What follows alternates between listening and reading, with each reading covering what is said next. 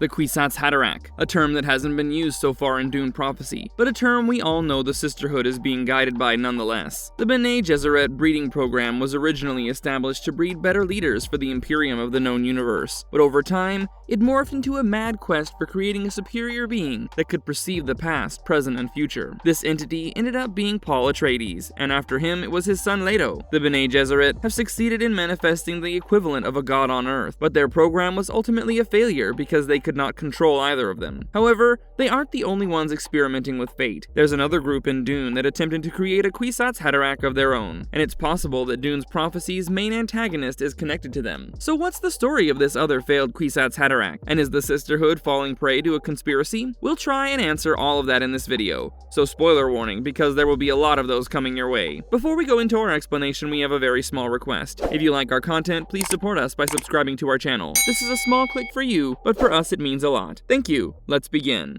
Genetic breeding and memory is the foundation. What defines a Kwisatz Haderach? The basis of all prescience in the Duneverse is the concept of genetic memory. It might not have been explained in the Villeneuve films in as detailed a fashion as one might have expected, but it's brought up just enough to make you understand the kind of thing at stake here. Dune is a series that believes patterns repeat themselves over and over again, until they become embedded within the fabric of space and time itself. A prescient being would be able to discern the threads of this fabric by calling upon the knowledge and wisdom of all of their ancestors, female and male. The Bene Gesserit sisters didn't call themselves Kwisatz Haderachs because they only had access to one half of their genetic memory. This is because the female sex is determined by the presence of the XX chromosome within their DNA. The missing Y chromosome supposedly blocks them from accessing their male ancestors' memories, which is why their versions of the Kwisatz Haderach needed to be a male. Bene Gesserit sisters became Reverend Mothers by ingesting the water of life, but when the Kwisatz ingested it, he gained the power to influence the universe, not just instruct it with the knowledge of one half of humanity. This is why their breeding program is so selective about who bears whose children and why. For over 10,000 years, the sisters have merged blood with blood, carefully selecting the participants for their program, with the ultimate goal of putting a sister on the Golden Lion throne. This is the professed goal of Valia Harkonnen as well, but it's pretty evident that prescience isn't as powerful a force in Dune Prophecy as it is in Dune. Or rather, it's a power that the Sisterhood doesn't fully grasp yet. Valia ignoring Kasha's prophetic vision is a prime example of this ignorance, and her being Mother Superior also makes the ultimate goal of the Kwisatz Haderach program make sense. While her primary focus is to bring the Sisterhood's power to its pinnacle, she's also quietly working on the restoration of her house's former glory. Perhaps once she realizes that Inez is not the answer, she'll steer the breeding program in a direction where Fade Rautha ends up becoming the father of the Kwisatz Haderach. A Harkonnen claiming dominion over fate itself is the greatest retribution Valia can get on the Atreides, but as we know by now, that plan backfires. The whole idea of breeding the Kwisatz Haderach through their school is to be able to control the end product. We know that Paul explicitly refused to submit to the Sisterhood, and instead marginalized them in his burgeoning Fremen Empire. But he did become the super being that possesses the memories of all his ancestors, male and female, and he was a Harkonnen too, whether he liked it or not. His mind went back millennia ago to a time when Earth was still the home of humanity, and far ahead into the future where he witnessed its bleak golden path. In him, the prophecy that will be set into motion in the series would be realized. But the thing is, we know now that things like visions aren't always set in stone. Paul himself has had future visions that turned out to be incorrect, like the timeline where he was Jamis' friend. Misinterpretations is a natural part of any experiment as grand as the Bene Gesserit's breeding program, and Inez is just the first one. Before Paul Atreides, there was another who could have become the Kwisatz Haderach, and the other more interesting thing is that during Muad'Dib's lifetime, there emerged another.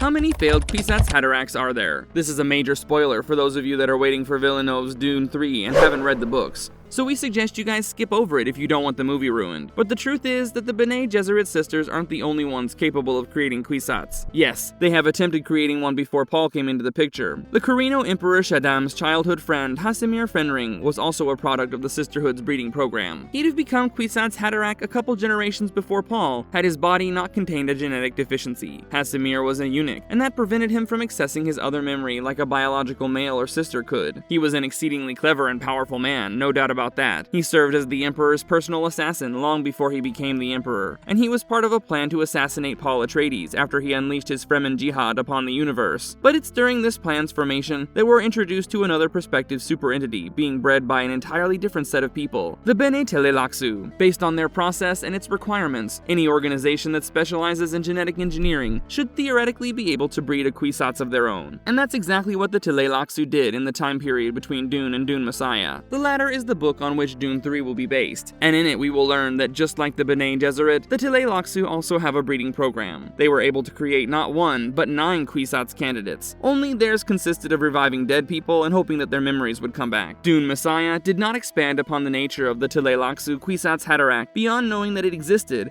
and that it took its own life rather than committing itself to the path ahead. When the face dancer Scytale revealed the existence of his race's Kwisatz, Reverend Mother Gaius Mohaim was shocked and offended. She had no idea that his people were working on such a thing, but Scytale simply replied by saying the Bene Gesserit never asked. When inquired as to how they got their Kwisatz under control, Scytale says that a creature that spent its life creating one particular representation of its selfdom will rather die than become the antithesis of that representation. In the case of their Kwisatz Haderach, that perception was perfection. The Tleilaxu are merchants of flesh. Their biogenetic program goes beyond simply controlling bloodlines and noble houses. They focus on far more insidious kinds of body manipulation, with the creation of Gholas. The Tleilaxu can resurrect a body of a dead person by harvesting their genetic material and then incubating it within an axolotl tank. These Gholas can then be mentally conditioned to obey whatever command the masters give it. But for the longest time, a Ghola wasn't a truly resurrected being. It was simply a clone with no memories of the original. The Tleilaxu tried using this to their advantage and created a Ghola with the implanted memories and personalities of several prominent figures from across human history. It's said that a Kwisatz Haderach would be a Mentat, a guild navigator, and a Reverend Mother all in one. So the Tleilaxu implanted the memories and personalities of the founder of the School of Mentats, Gilbert Albans, to give him superior computation abilities. They imprinted the consciousness of Crown Prince Raphael Carino within him to make him a great emperor, for Raphael was remembered as a political mastermind and the only good Carino of them all. They threw in the discipline and training of the first swordmaster of Ginaz into the mix to make their Kwisatz an all-encompassing superhuman, but in the process, they also drove him insane. The Tleilaxu Kwisatz Haderach was a man called Thalo, born in the 12 years between Dune and Dune Messiah. Thalo had the brilliance of several thousand geniuses embedded within his DNA, and when he took the spice melange, he had visions of the future, much like Paul. But unlike Muad'Dib, his visions were heavily distorted, and his mind crumbled under the pressure of becoming perfect. Thalo, thanks to his advanced physical and mental capabilities, came to believe that his Tleilaxu masters were inferior to him, and they deserved to be wiped out for trying to control perfection. In that, he was much like Paul, because he desired to live life on his own terms. But therein lies the problem, because Thalo does not want to live. In many of his prescient visions, he has seen the future that his masters hoped for, where he sits the golden lion throne and rules on behalf of all Tleilaxu. Yet because of his prescience, he knows that ultimately he will fail in his endeavor, because like it or not, all roads lead to only one of two destinations for mankind: annihilation or following the golden path. Thalo had a habit of harming himself physically, hiding the scars underneath his bodysuit to maintain his creator's illusion of perfection. It was because he was capable of self-harm that Thalo knew he wasn't yet there, and he would most likely never get there. Frustrated by his childlike treatment, and wanting to make a statement about freedom and perfection to his masters, he ended up reverse engineering much of Tleilaxu technology in the city of Thalidai into an instrument of genocide. The Tleilaxu masters had always suspected that their attempt to create a Kwisatz might end in failure, which is why they created 10 Gholas of Thalo, not 1. His instability made him kill his brothers first, before trying to poison the entire planet of Tleilax, all while being mesmerized by his decision to set perfection free.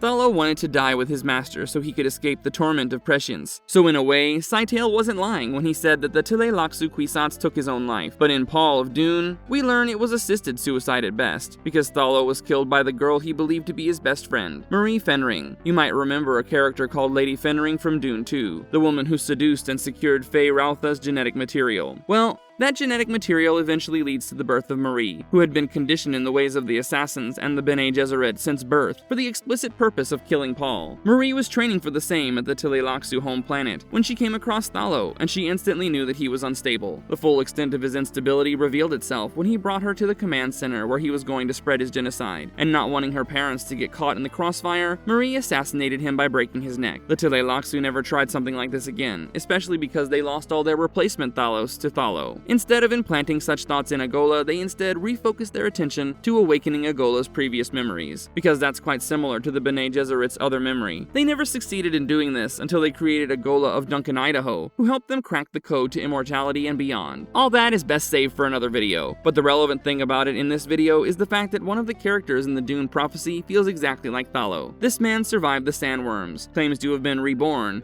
and is now going around killing important political figures and fanning the flames of war. Desmond Desmond Hart came into the series as Duncan Idaho Light. He's got a similar character design, wardrobe, scars, everything. So how is it that he knows the things he does and kills the way he does? Well, why Desmond Hart might be a part of the Tleilaxu conspiracy. Is he a Kwisatz candidate? There are several things about Desmond's countenance that suggest he's a Tleilaxu Ghola. The first of these things is the fact that he describes his experience with the sandworms of Arrakis as being a rebirth ritual. He vividly recalls the moment of death and the fact that he came back to life somehow. Since that moment, the fear has been driven away from his heart, and the gods dwell in his mind. He tries swaying Emperor Haviko into becoming a believer by giving him what he desired most, breaking his daughter's marriage. Desmond kills Paul Atreides and Kasha, the Emperor's chief Bene Gesserit, to disrupt two plans at once. While the Sisterhood will be preoccupied with finding a replacement, he can use Pruitt's death to further ingratiate himself with the Emperor, and then turn them against the controlling sisters. As for why he wants to do this, an inkling of the same can be gleaned from the way he kills his targets. Desmond puts his fingers to his temple,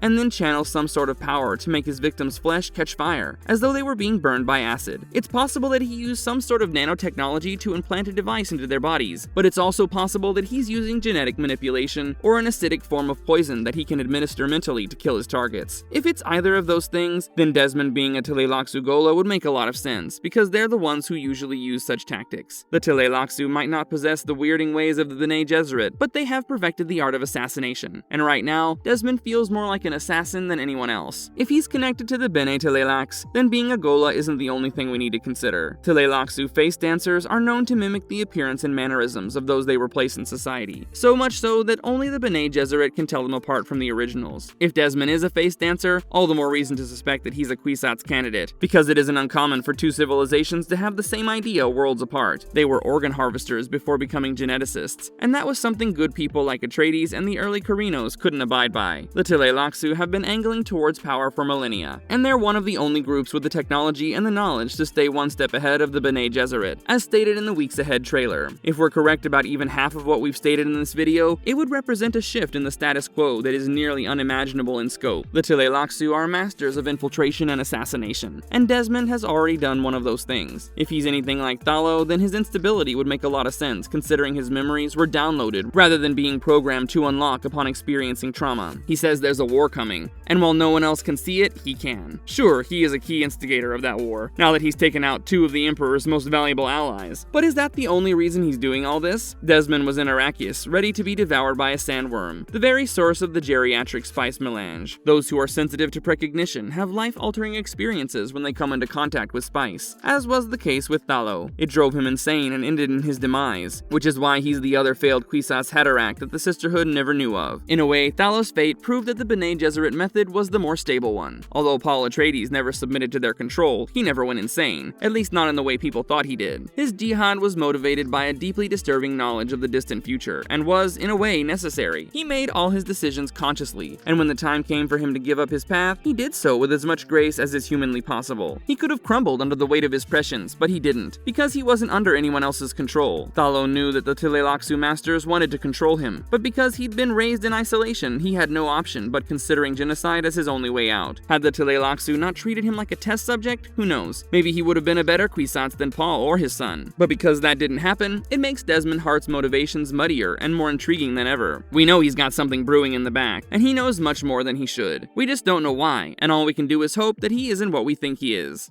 Marvelous verdict. But as for hoping, we hope we aren't disappointing you by saying that that's all we've got for you guys. The concept of the Kwisatz Haderach is central to the Dune franchise, so naturally there are more than one group of people looking to monopolize his powers. Dune Prophecy doesn't even have the Bene Gesserit Breeding Programme in the form we know, and yet already the manipulation of history and bloodlines has begun. If Desmond isn't a Tleilaxu attempting to create a Kwisatz, then what is he? Why is he doing what he's doing? And what do you guys think about the failed Kwisatz Haderachs in general? Let us know in the comments down below, and don't forget to like, share, and subscribe for more Dune Prophecy content. We'll see you guys in the next one, and until then, watch out for the voice.